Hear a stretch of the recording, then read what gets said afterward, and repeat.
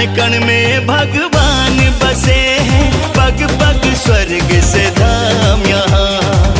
गंगा यमुना सरस्वती मिल चरण पखारे राम यहाँ। तीर्थराज प्रयाग है, तीर्थराज प्रयाग है, तीर्थराज प्रयाग है, तीर्थराज प्रयाग है। धर्म का ये है राज मुकुट,